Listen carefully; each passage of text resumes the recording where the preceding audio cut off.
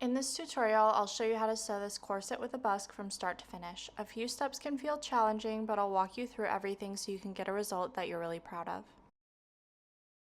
First, with an iron, press the fusible interfacing to the wrong side of the center back closure pieces.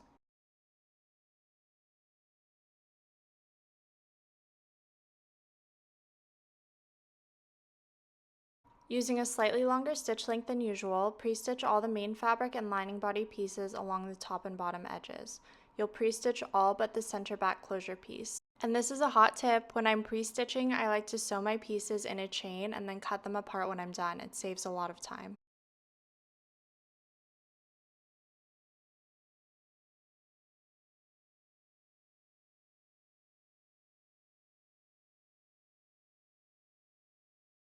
For the side front pieces, you'll stitch along the bust curve.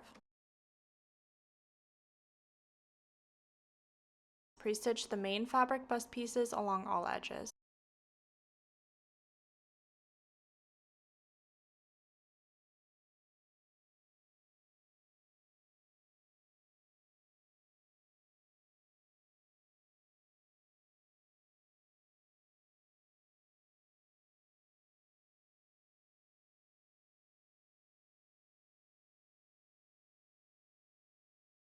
If you're not using bra foam for the lining, pre-stitch the bust pieces along all edges.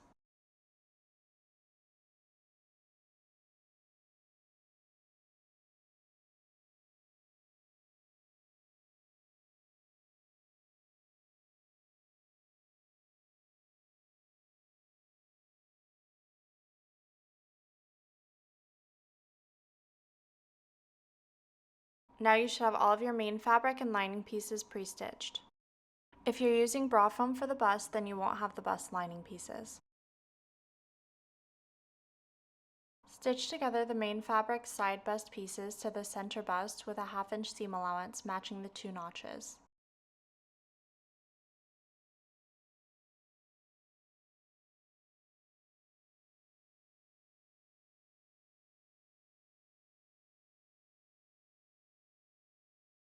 Clip the curved seam allowances, clipping to about 1/16 of an inch from the seam line.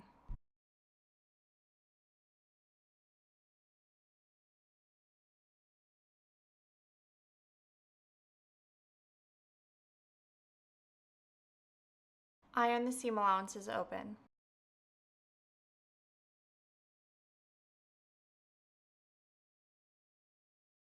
If you're using lining fabric instead of bra foam for the bust, repeat for the lining bust. If you're using bra foam, zigzag stitch together the side bust and the center bust pieces. There's no seam allowance for these seams. The side of the side bust that should be sewn to the center bust will have no notches.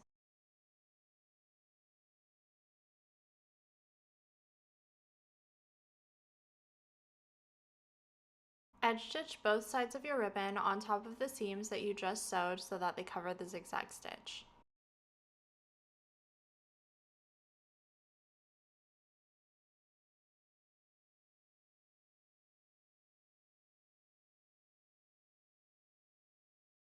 When you're finished, it should look like this. Now we're going to sew the corset body. With face sides together, sew all the main fabric body pieces together with a 3/4 inch seam allowance. Start by sewing the side front to the center front.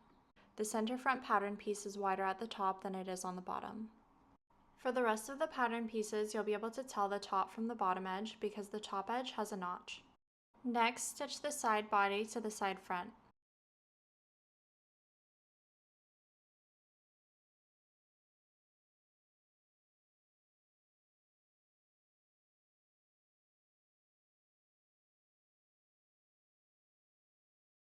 Now stitch the side back to the side body, making sure that the notches match up.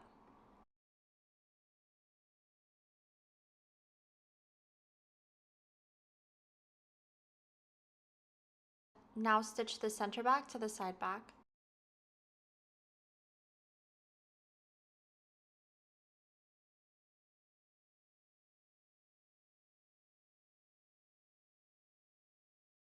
And lastly, stitch the center back closure piece to the center back. Now repeat for the other side of the main fabric body pieces. Now stitch together the lining body pieces the same way that you did the main fabric, but using a 1/2 inch seam allowance instead of 3/4 of an inch. Now iron all of the main fabric seam allowances towards the center front except for the back body to back body closure seam. That seam will be pressed towards the back. For the lining, press all of the seams towards the back. Your pieces will look like this when you're done.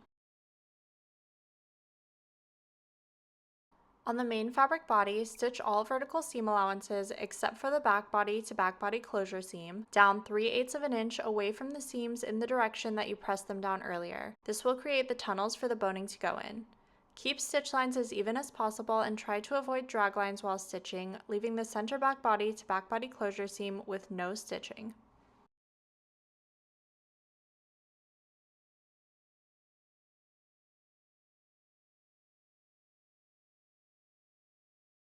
Fold the main back body closure at the notch, face sides together. Pin together near the notch on the top and the bottom.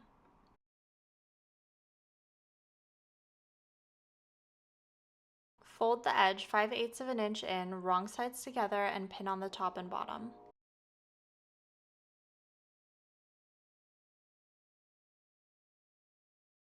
Now we're going to stitch here on the top and the bottom with a 3/8 inch seam allowance. When you're finished, it will look like this. Repeat on the other side. When I was recording, I filmed the steps out of order, so you'll notice in the video that the step that we just finished hasn't been done yet. On the wrong side of your right center front main fabric piece, which will be the left side when laying flat face side up, mark a line for the 1/2 inch seam allowance. Mark 11/16 inch away from the top and bottom on the seam allowance line. Place the busk on the seam allowance line and mark where the loops are.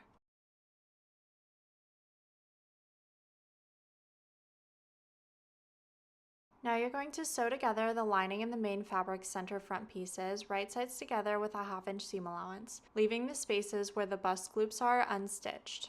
Stop stitching 1/2 inch from the bottom edge.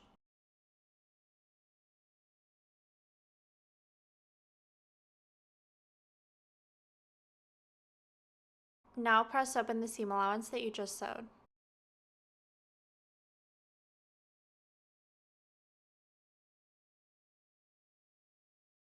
With face sides together, pin together the main fabric and the lining at the bottom edge.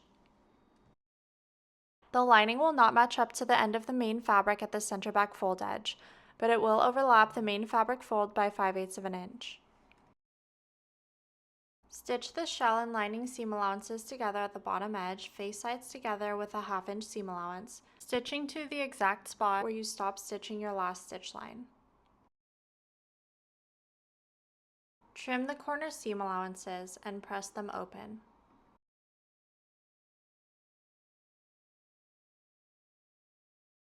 Turn the front right sides out, grabbing the seam allowances between your thumb and index finger as you pull out the corner.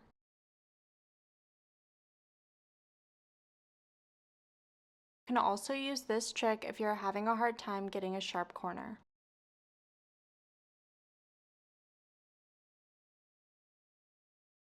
Insert the busk.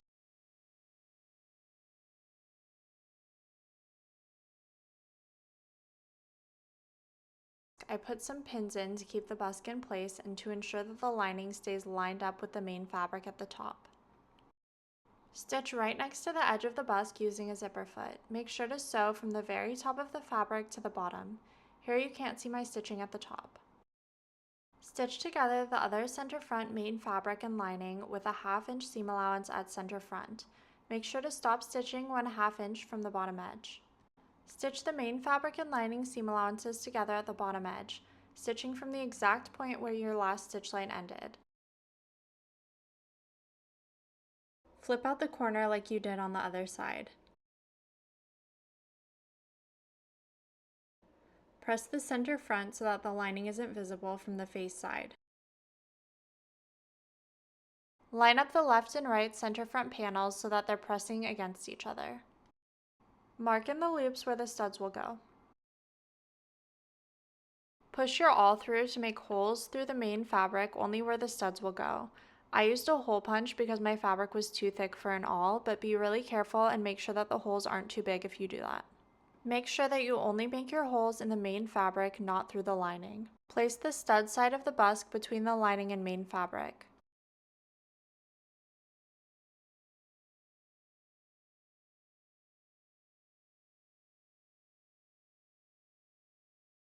Use your zipper foot to stitch right side up against the side of the busk.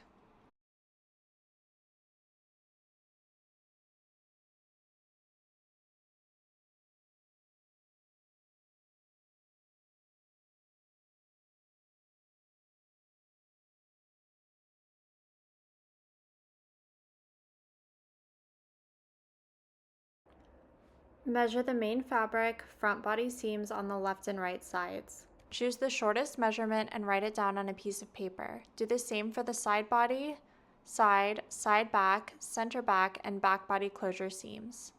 For each of the measurements that you wrote down, subtract 7/8 of an inch total. 1/2 of that is going to be for seam allowance, and the other 3/8 of an inch is for ease. This will be the length of your boning. Cut 2 pieces of boning, the left and right sides, for each measurement. Once you're done, you'll have 12 bones. Make sure to label your bones and organize them in a way where you remember which bone goes in which seam. The center back and back body closure bonings, so 4 of them total, must be Ridgeline, not metal spiral. For the Ridgeline boning, file or burn the edges to ensure that they're smooth. If you're using spiral metal boning, cap the ends securely.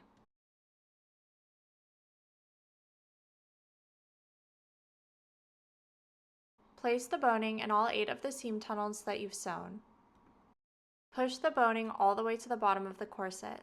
The center back and back body closure boning will not be placed at this time as they have no tunnel.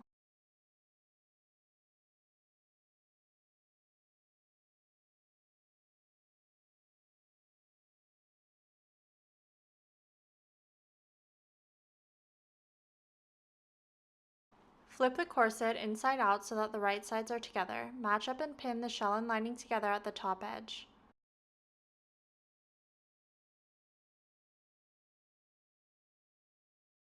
Stitch the top edge of the corset with a 1/2 inch seam allowance from end to end, making sure that you don't stitch over the boning. Just like when you sewed the top edges together, the lining won't go all the way to the edge of the main fabric at the back. The lining should overlap the fold by a 1/2 inch to 5/8 of an inch. Turn the corset right side out, pulling it through the back opening.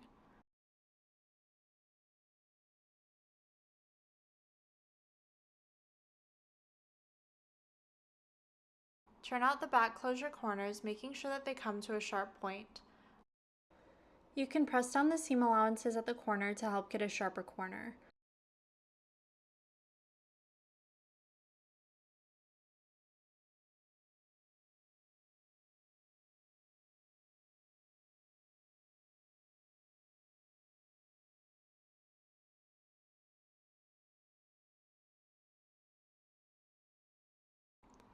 Press the back closure and then press the hem of the corset so that the lining isn't visible from the face side. Now press the top seam.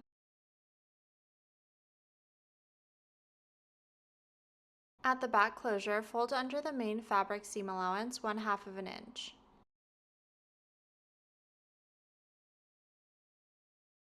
Insert 1 piece of Ridgeline boning into the back body closure pocket. Push it all the way to the outside edge. Stitch about 5/16 of an inch from the center back edge, which is right on the outside of the boning, to secure it. Mark a 1/2 inch away from the stitch line that you just made towards the body of the corset with pins or a heat-sensitive pen.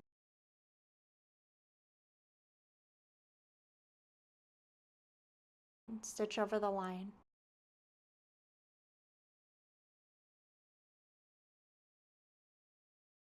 Place another piece of Ridgeline boning into the pocket and push it against the previous stitch line, making sure that the lining is underneath the boning and will be caught in the next seam line.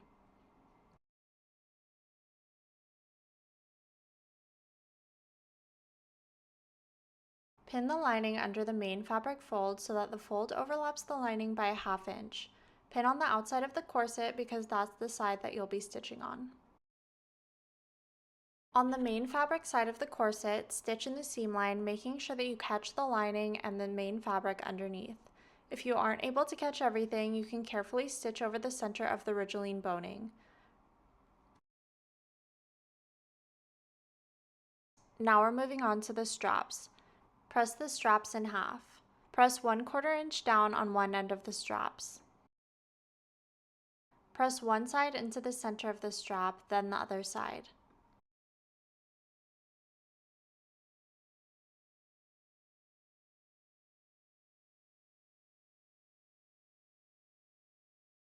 Press the strap in half again. Stitch 1/16 to 1/8 of an inch from the open edge to secure the strap. Repeat for the other 3 straps.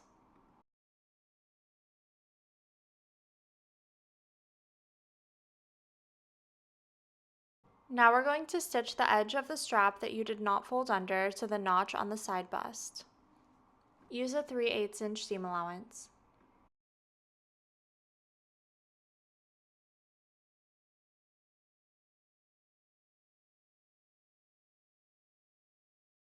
If you're using bust foam, skip forward to the bust foam section.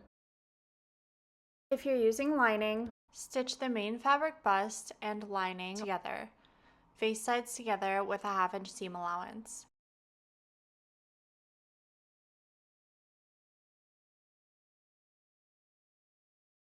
Understitch on the lining about 1/16 of an inch to 1/8 of an inch away from the stitch line.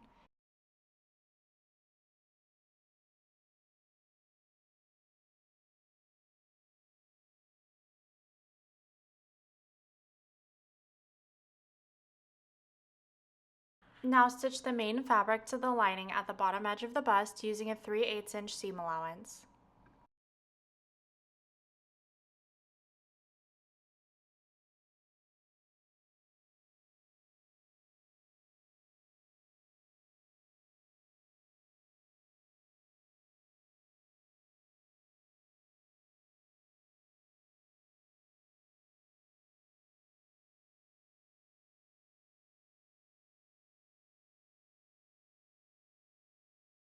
If you want to use a trim, now is the time to stitch it onto the bust. Stitch the bra foam and the main fabric together at the top edge with a 1/2 inch seam allowance.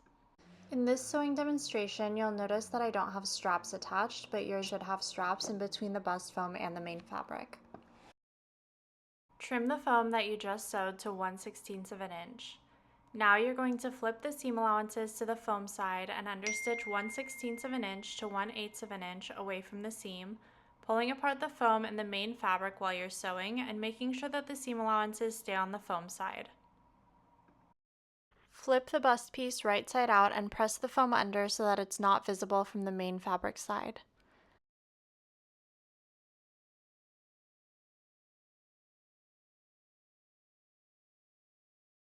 Pin the main fabric to the foam along the bottom and sides, wrong sides together, and trim any foam edges that go past the edge of the main fabric.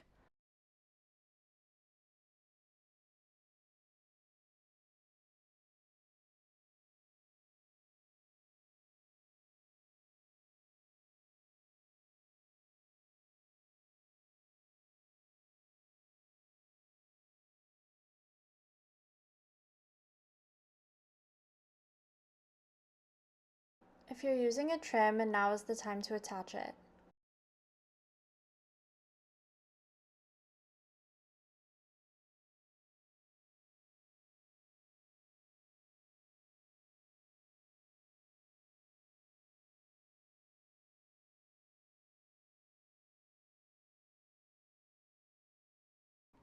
Stitch the main fabric to the foam at the bottom edge of the bust with a 3/8 inch seam allowance. Stitch the main fabric to the lining at the bust curve. Use a 3/8 inch seam allowance. Pin the bust to the body, face sides together, making sure that the body seams are meeting at the center notch on the bust piece. Here I've already stitched one side. This top doesn't have straps, but yours should. You can clip the seam allowance on the body, making sure that you don't get too close to the stitch line. This can make sewing a little bit easier, especially if you're using bra foam. I'm using clips since the fabric is too thick to easily pin. Now I'm stitching the body to the bust, starting from the center with a 1/2 inch seam allowance. Make sure that there aren't any tucks and that the bust and body seams match up. This step can be quite challenging, especially if you're using bra foam, but just be patient and take it slow.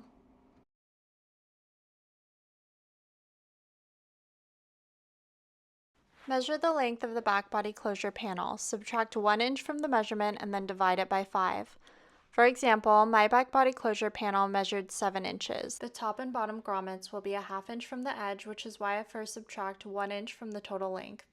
7 minus 1 equals 6. 6 divided by 5 equals 1.2. 1.2 is about equal to 1 3/16 of an inch. This will be my spacing between the middle grommets. I use a heat-sensitive pen to mark where the grommets will go. The markings should be in the center of the stitch lines. Use a hole punch to make holes over the markings that you just made that will fit your grommets.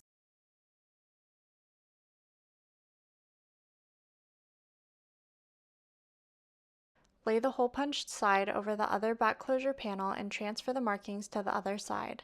Punch the holes on that side. Insert the grommets and set them with a grommet setter.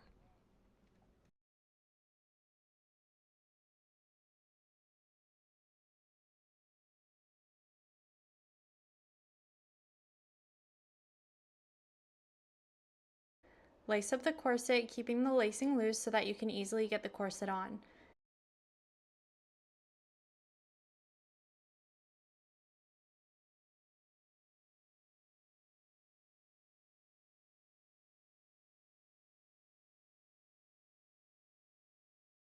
Now we're going to attach the bias tape to finish the inside of the bust seam.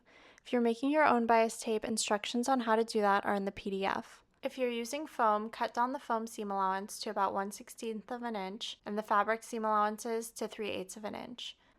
First, make a quilter's knot. Next, pull your thread through one side of the bias tape, leaving the knot on the inside. Turn the edge of the bias tape under about 1/4 of an inch, and then starting at the end of the bust seam, wrap the seam allowance with the bias tape. Continue using a running stitch down the rest of the seam allowance, attaching the bias tape. When you get to the end, trim the bias tape and fold over 1/4 of an inch. Finish the stitching at the end. You're all finished. This is definitely a more challenging pattern, so you should be really proud of yourself. I hope you love your new corset.